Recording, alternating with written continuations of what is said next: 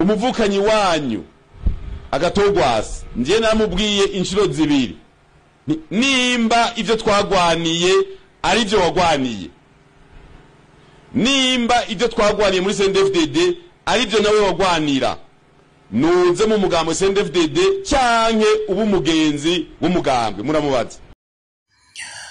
Kaze barundi ntamwe barundi kazi mwaramutse abandi mwiriwe bivanye naho muherereye, niteka n'umunezero ntangere byo gusubira kubana namwe mudukurikira mu makuru n'ibiganiro tubashikiriza kumonesha kuranye mukunda cyane ya Isange TV.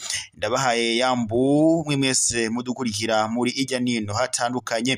Dore rero zeme mu ngingo nkuru amakuru yacu agira garuke ko muri iki gitondo. Makuru turanyarukira mu mugambwe CNDD-FDD ndetse tuze no kurabira mu mugambwe CNR inyankamugayo. Uti bite Reveriyano Ndikuriyo biravuga ko yoba yaragambaniye Agatorwasa. N'amakuru rero duhawe n'amasoko yacu ngaha mu Burundi atubarira amagambo yavugiwe mu kinyegero na Reveriyano Ndikuriyo avuga kuri Agatorwasa. Turaza kubabarira ukungene vyifashe kuri ubu Agatorwasa yaba afashe matekwa. Uti imvo n'imvano ni iyihe? Nta yindi n'imvano nuko nkuyoba yagambaniwe n'umugambwe CNDD-FDD. n'amagambo ashikirijwe n'amagambo ashizwe ahabona n'umunyamabanga mukuru w'umugambwe CNDD-FDD Reveriyano Ndikuriyo. Kuri ubu rero amakuru duhawe n'amasoko yacu nuko kuri ubu Agatorwasa yaba ajanywe mu mvuto atawe muri gereza. N'amakuru rero abyutse avugwa muri iki gitondo. Uti imvo n'imvano nyamukuru nta yindi nyene nuko yoba agambaniwe n'umunyamabanga mukuru w'umugambwe CNDD-FDD Reveriyano Ndikuriyo. Yavuze ngo hari ibintu byinshi yamusavye ngawe yoja mu mugambwe CNDD-FDD aravyanka. Turaza kunyarukira no mu makuru ariko aravugwa ngaha mu Burundi n'ubundi. Turaza kurabira hamwe kubijanye n'abasoda b'u Burundi babandanyije kugandagurirwa muri Republika Iharanira Intwaro Rusange ya Kongo. Turaza kuraba ukungene vyifashe, turaza kuraba ico abarundi n'abarundi kazi bariko barabivuga ko. Rero myandi makuru kandi turaza kurabira hamwe ukungene umutekano wifashe muri Republika Iharanira Intwaro Rusange ya Kongo. Turaza kuraba uko bihagaze. Myandi makuru kandi turaza kurabira hamwe ukungene nyene twariko turababwira ukungene abasirikare bari muri Republika Iharanira Intwaro Rusange ya Kongo b'abarundi bariko baragabisha ko ngo batazosubira kwemera ko ngo batwarwa amatelefone ngendanwa yabo. Turaza kubabarira ukungene vyifashe imvo n'imvano yavyo. Numuze kujya kure yimbonesha kure yanyu mukunda cyane ya Isange TV. Reka rero tunyaruke mu makuru n'ubundi ku buryo bw'idonido turabire hamwe ukungene mu mugambwe CNR inyankamugayo vyo bavyifashe. Reveriyano Ndikuriyo biravuga ko yaba yamaze kugambanira Agatorwasa w'umunyamabanga mukuru w'umugambwe CNR. Naye nimvo n'imvano hari amakuru yavuye mu kinyegero dushikirijwe n'imbonesha kure dushikirijwe nyene n'amasoko yacu mubegereye umugambwe CNR. Nta yindi mvo n'imvano ubu amakuru dushikirijwe n'imbonesha kure yanyu ya amakuru nyene dushikirijwe n'amasoko yacu atubariye ko kuri ubu Agatorwasa yamaze gutabwa muri gereza, atawe arapfunzwe ajanwe mu gasho. Nta yindi mvo n'imvano Reveriyano Ndikuriyo aramugambaniye umugambwe CNR inyankamugayo urasambutse. Nta yindi mvo n'imvano rero ngo hari amakuru menshi Agatorwasa yaba yaragiranye na Reveriyano Ndikuriyo. Kuri ubu rero Reveriyano Ndikuriyo avuye mu gacerere ashize hanze ibyo mugambwe CNR inyankamugayo, ndetse kuri ubu ngubu Reveriyano Ndikuriyo nyene agambaniye CNR inyankamugayo.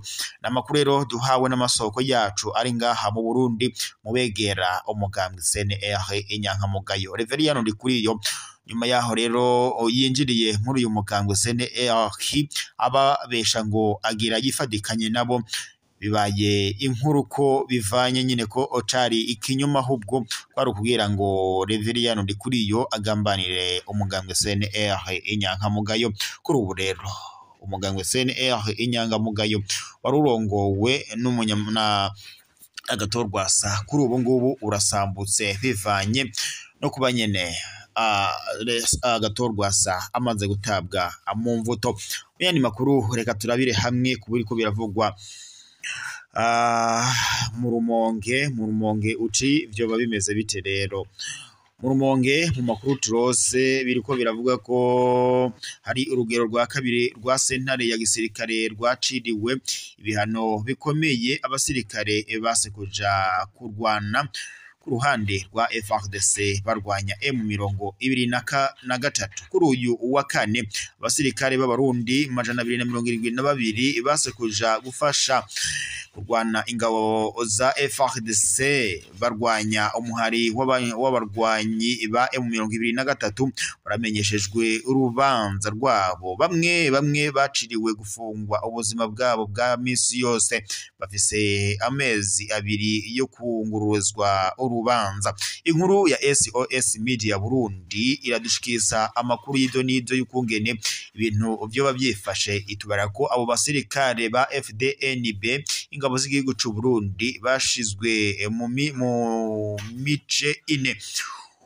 Umugwi wa mbere urimo abasoda batatu bato hamwe nabo ba kaporari batashe mu Burundi n'indege baciriwe gufungwa imyaka 4. Umugwi wa kabiri ugizwe n'abakaporari n'ibisongerezi. Biravuga ko rero bo ngo batahukanywe mu Burundi n'indege nabo nyene abo ngo bazopfungwa imyaka 5. Ubugira gatatu n'abasirikare bato n'abakaporari batahukanywe nabo nyene ngo n'ubwato baciriwe gufungwa imyaka 10. Umugwi ugira ugizwe n'abakaporari n'ibisongerezi batahukanywe mu Burundi. Biravuga ko rero ngo hakoreshejwe ubwato baciriwe umunyororo w'ubuzima bwabo bwose. Umugwi umusirikare rero umwe niwe wenyene ngo yaciriwe gufungwa umwaka umwe gusa. Abo baciriwe rero ngo urubanza bafise amezi abiri kugira ngo bungururizwe urubanza rwabo uhereye kuri uyu wa gatandatu ruhuhuma. Makuru rero twatoherejwe n'amasoko yacu ngaha nyene mu Burundi avuga ko igisirikare c'u Burundi kiri mu ntambara na M23 mu ntara ya Nord Kivu ubuseruko bwa Kongo.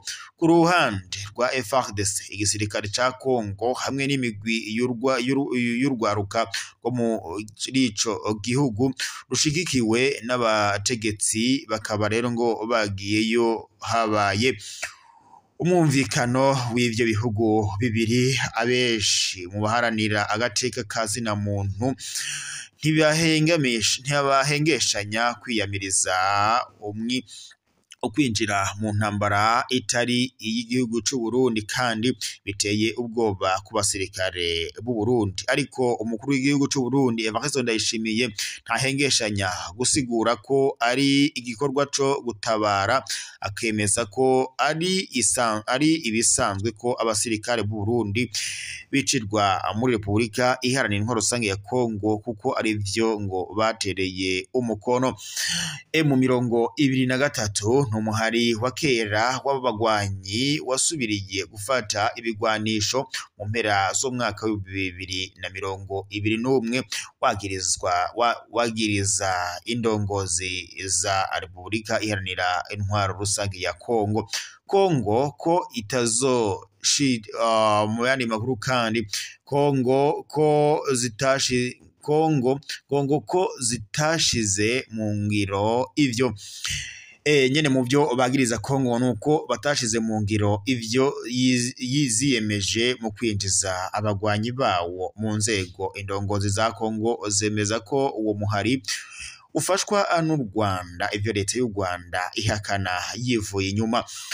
Reka rero dusozerere amakuru n'ubundi ko yari horavugwa muri Repubulika Iharanira Intwaro Rusange ya Kongo. N'ubundi turabire hamwe kubijanye n'abasoda b'u Burundi bariko baragandagurirwa muri Repubulika Iharanira Intwaro Rusange ya Kongo. Amakuru twatohorejwe n'amasoko yacu aratubara ko abasirikare bari muri Repubulika Iharanira Intwaro Rusange ya Kongo bariko baragabisha Kongo batazosubira kwemera Kongo botwarwa amatelefone ngendanwa yabo. Umwe mu basirikare bari kugwana na M23 muri Repubulika Iharanira Intwaro Rusange ya Kongo yaraye atwandikiye mu kubutumwa burungi yaturungikiye nyine ku telefone asaba ko ngo tumufasha gushikana ubutumwa ku batwara igisirikare c'u Burundi. Uyu musoda avuga ko ngo hatanzwe itegeko ryo gusubira kwa amatelefone abasoda b'u Burundi bari muri Repubulika Iharanira Intwaro Rusange ya Kongo. Hano hatanzwe itegeko ryo gusubirira ngo kwambura amatelefone nyene abasirikare. Hariho bamwe bamaze ngo kuzakwa atwebwe ntibaraza iwacu, ariko nagira nko mbabwire ko jewe atawuzonyaka telefone niguriye. Mu mwaka uheze baradutwaye telefone zacu uranuma.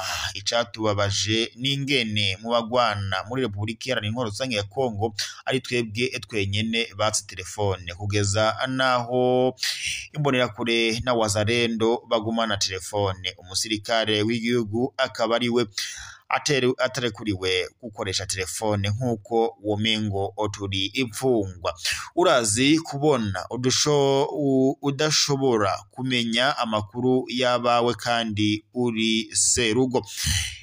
Iza mbere barazitwaye turaguze izindi, ubu ntiduzoshobora kwemera ko ngo basubira kuzitwambura. Ngaya rero amwe mu makuru nyine uyu musoda w'umurundi ari muri Repubulika Iharanira Intwaro Rusange ya Kongo mu butumwa yaturungikiye yagize ati: ndagusavye udutangire buno butumwa kwa General Prime Niyongabo kuba twakwa amatelefone turabasoda b'igihugu kandi imbonerakure zo zitazakwa. Ibingibi birateye akamaramaza. Jewe uzoza kunsaka ngo andondera ko itelefone zomutera grenade. Ngayo amakuru yashikirijwe nabo basirikare b'u Burundi bari muri Repubulika Iharanira Intwaro Rusange ya Kongo. Prime ko adahagaritse ivyo bintu rero agiye gutahana ibiziga vy'aba ofisiye bazoba bishwe n'abasoda bato ko wumva ari vyiza naze hano dusangire urugamba, hanyuma amare umwaka atavugana n'umuryango wiwe, tuzorabe ko bizomushimisha. Nimba wewe nyene atavyo yoshobora, natwebwe ntavyo dushoboye. Kurya akunda umuryango wiwe, niko natwebwe dukunda imiryango yacu. Twese turi abasoda b'u Burundi. Uko ashaka kudufata nabe, ariko nawe yifata. Indongozi nziza mu gisoda ibaho nk'uko abasoda abayo babayeko. Turasavye ubu butumwa bwacu ubudutangire ukunyene, ataco ukuyemwo uzoba ukoze. Ngayo rero amwe mu makuru twahawe n'abasoda b'u Burundi bari muri Repubulika Iharanira Intwaro Rusange ya Kongo bariko baridogera ko bariko baramburwa amatelefoni nabo mu gisoda nyine abofisiye gusa. Bavuze ko batazosubira kwambugwa amatelefone, ko ahubwo nibabandanya kuzibambura ngo abofisiye bose bazobagandagura. Ngivyo ivy'abasoda b'u Burundi bari muri Repubulika Iharanira Intwaro Rusange ya Kongo. Ubwo butumwa rero twarungikiwe ku telefoni.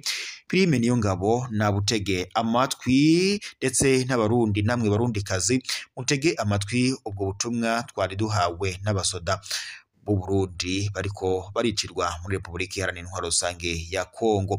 Abarundi barashavuye baradonda agatoki perezida w'u Burundi Evariste Ndayishimiye ko yoba afise uruhara ntangere mu kuba abasoda b'u Burundi bariko baragandagurirwa muri Repubulika Iharanira Intwaro Rusange ya Kongo.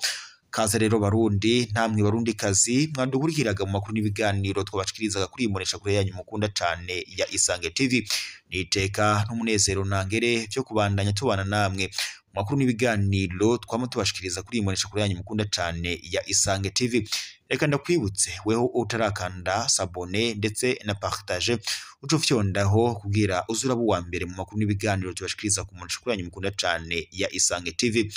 Ndabashimiye rero, gusa turaza kubakorera amatohoza harani makuru twahawe n'amasoko yacu kubivanye no kuba nyene umushikiranganje wa mbere Jean Rakobuca ubwo yitabiraga inama y'umuryango wa Afrika y'ubuseruko EAC muri Tanzania.